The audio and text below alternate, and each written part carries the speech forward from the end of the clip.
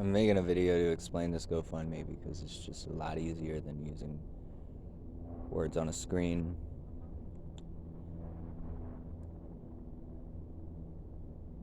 I am being kicked out of my apartment as of now. Uh, Not too long ago, my wallet went missing. My social and my ID in it. At the same time, my other phone, or my old phone, broke. I went through a whole lot in a few weeks. I ended up going to the hospital, having the cops called on me because I cried outside. And then that happened again because they didn't make it worse. It just got worse for me, with especially being thrown and bound by your arms and taken to a hospital, essentially told that you're not allowed to leave until the moment that the psych evaluation is put through. And then at that moment they go, oh yeah, there's nothing wrong with you, goodbye. You're just wasted a lot of time. And it's a big bill, but it doesn't matter.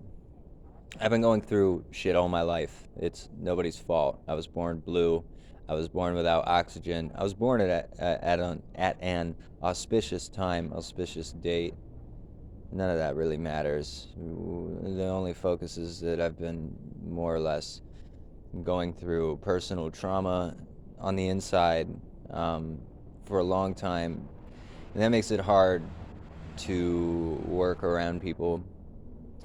I did that for a while, and then I moved on to tutoring, and I do tutoring for free. I practice Ayurveda and yoga while at the same time continuing to work through my issues, whatever they are, however deep they may be, whether or not I was aware of them before.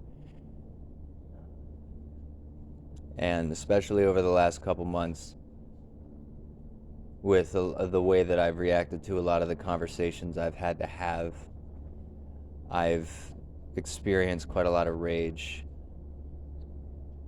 And more or less, people don't really want to be around me. So my landlord has asked me politely, under on the premise that they'll press charges for me breaking things in the apartment. Um, Politely asked me to leave in 3 days or less.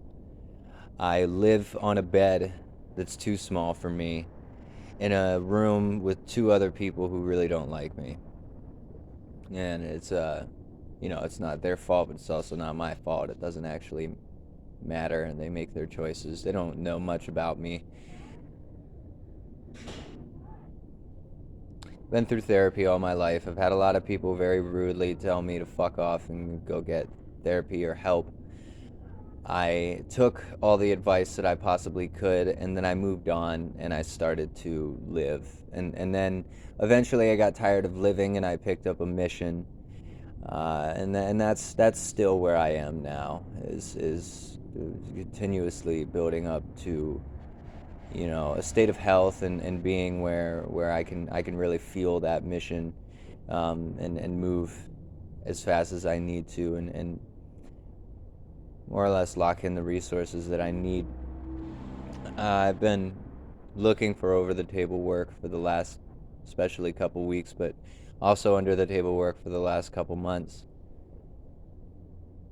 I was in the process of heading to the thrift store um, today or tomorrow or something to get shoes and pants and things for interviews and for work. And now I'm not able to, without a place to stay. Rental assistance can pay for further months in an apartment, but I would have to get in first. As of now, the only access to cash assistance I have is $600 from the state of California, and I have EBT. It's not quite enough to find a place to stay. It might cover an Airbnb for a couple days. So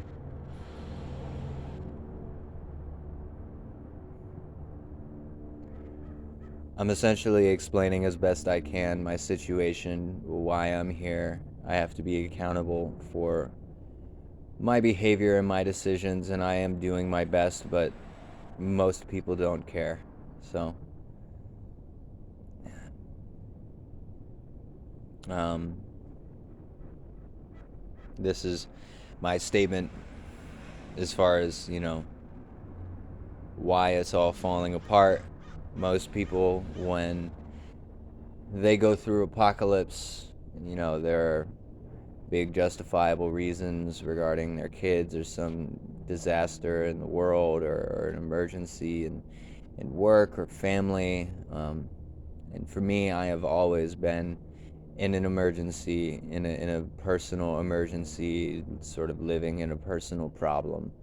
And I've built up to this point in my life where I'm capable of working on it, as the therapist had advised me to. After years and years and years of doing that, they finally snidely remarked to me that I should just go and work through it myself if nobody can hear it.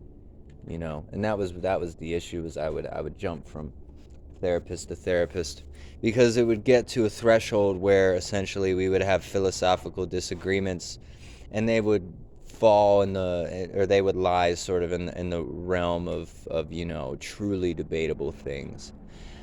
So we would it would end there, essentially, with this statement toward me that, listen, Dylan, you have problems, and we gave you advice. And you get 2 thumbs up, and they're like, why don't you go do something else? It's past that point. The only thing they care about is if you're calm. And if you're calm, then you're following the law. You're allowed to be out and about. If you're not calm, they will come and scoop you up. San Francisco is a great example of that, actually. The only line here that you can cross in this regard is to become a criminal, and then you move fast enough that they wouldn't actually catch you, wouldn't actually throw you in the hospital for being mad and screaming out in the night. Have to run away from everybody. I'm not playing that game. I'm here to be calm and figure my crap out, and I say that to everybody, but when you have to continue doing the work, it's not as easy to say, everything's better, right? I might have to cry tomorrow. I might have to cry tonight. I might wail out for 5 minutes, and that's life. That's processing. That is healing. That is reality. It's emotions. We have to deal with these things, and not everybody agrees with me on this, simply on the premise that they're agitated by the intensity of the world and the intensity of things in general, to the degree where they've demanded that it just be lowered and be taken out of the way. No more screaming, no more crying, no more anything. Everybody's busy working. This is generally the response that I get from maybe 50% of the people that I've met in my life. But again, I am doing my best. I am experiencing problems in life because of my own actions, right? I do practice responsibility. I do practice accountability. I do actually sit and meditate and take the extra steps to get through it. However, it doesn't mean that I can make everybody happy. It doesn't mean that I can, impress everybody, or really even fall in everyone's good graces. There are always going to be things that people disagree with me about. And right now, it's affecting my life a lot. So I'm asking the world. For real help. Real financial assistance from people. And past that, have to just work and take whatever opportunities I have, which is the process that I'm engaged in currently. You know, it would be lovely to get out of this city and away from these alarms, have a room or an apartment of some kind, to be able to actually process and continue my work as a yogi and you know, in Ayurveda. But in order to do that, I will go the extra mile to lock in resources and work a job whenever I have to get through it. I've been in the position here where I could get rental assistance for the coming months and then actually go out after getting clothes and get a gig, make plenty of money over the course of a month or two, enough that I could leave the state or get another place, whatever. But in the current circumstance, it's not possible, so I have to ask for help from everyone to create a new foundation, find a new place, get in, you know, security and first and last, to actually be there. And then past that, I can take care of the rest, and I can also take care of myself here and now, but I don't have the resources available to move into a new place in 3 days, and I really need help. So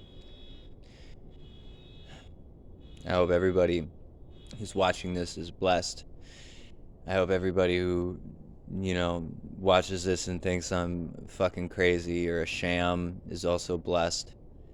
I apologize to my friends who might see this and who have essentially watched me struggle for the last few months, and they take it personally in some sense that I've somehow miscommunicated who I am, that they thought I was stronger, something along these lines. And I'm sorry, you know, because it's not true.